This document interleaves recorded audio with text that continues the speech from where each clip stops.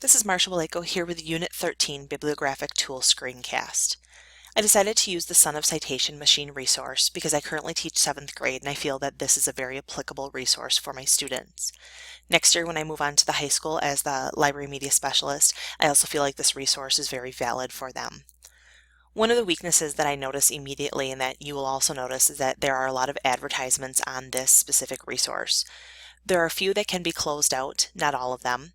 There are a few extra clicks that have to be done because this resource asks why you wanted those advertisements closed, so I can see that some students might find those distracting. But I did notice a lot of strengths about this resource, which is why I chose to use it. Unlike some of the other bibliographic online tools, it doesn't require a login. They have partnered with EasyBib, which a lot of schools currently use and a lot of students have been exposed to. There's a school edition of this Son of Citation machine as well. And other than using this resource for citing sources, there are additional areas which are right here with this essay check. This is the first one that we'll look at. With the essay check, what students are able to do is copy and paste their essays into this box.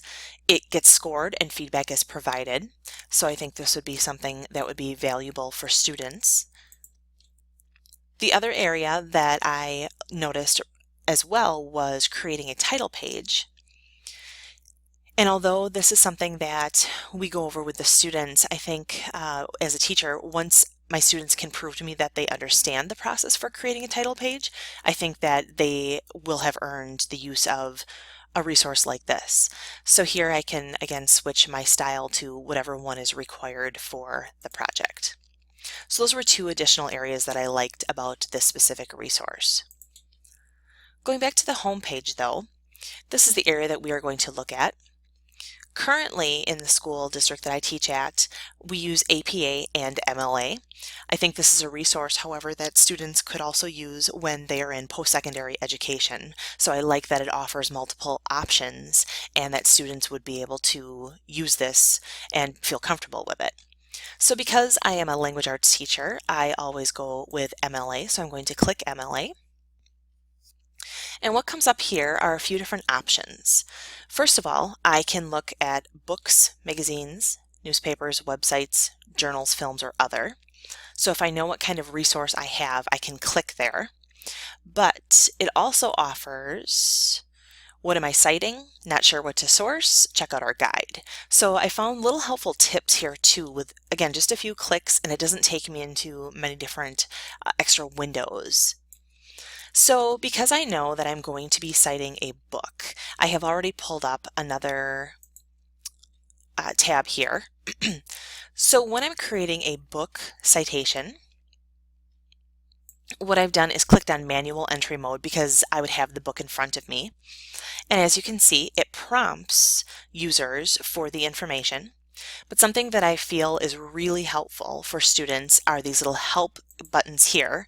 And you can press the help button and then this little help guide pops up. So if students aren't sure of what's being asked, they can look there and get some more assistance. I've already entered some information though.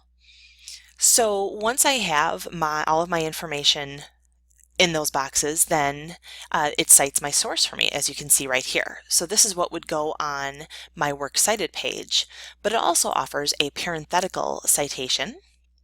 So if you click there, then I can see what exactly I have to enter for in-text citations, which again, I feel is really helpful. I've also looked at a newspaper citation, again, filling in the different boxes and the help keys there. And I have already pre-entered some information.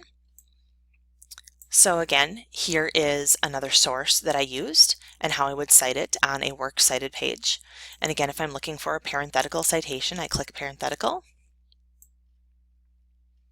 And then it shows what I would show with an in-text citation or what I would need to put down. And I can also switch to the title and then it'll switch to that as well. So I feel like with just a few easy clicks and without having to have a login, students would be able to use this resource really easily for a variety of different classes and curricular areas.